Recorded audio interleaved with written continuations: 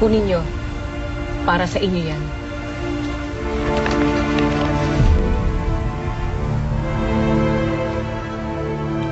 Ma'am, para saan po to?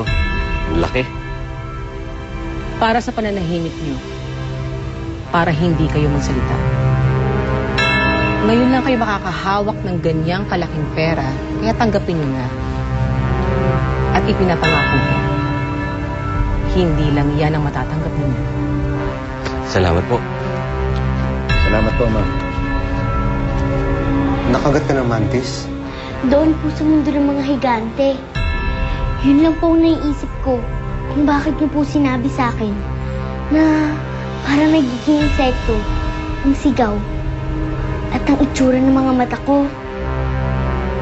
Hindi po kaya yun ang epekto sa akin ng pagkakakagat? Uncle, hindi po kaya nagiging insekto na rin ako?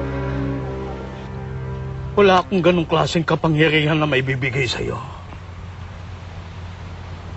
Hindi mo na pwedeng buhayin ang inyong ina. Pero ikaw, kailangan mong mabuhay, Bino. Kaya, sumama ka sa akin at magamot natin ang sugat mo.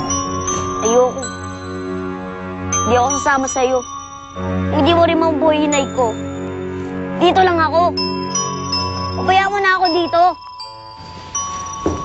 Pare, Pare. pare, alam mo bang patay na si Mayor Ahmad?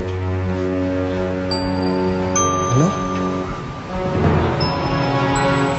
Kailan?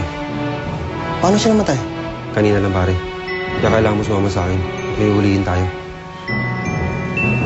Pare, off ako ngayon eh. Walang mag-aalaga dito sa pamangkin ko. Pare, delikado mo huliin natin. May kapangyarihan. Parang si Abricia. Kaya kailangan lahat ng mga pulis. Tara na.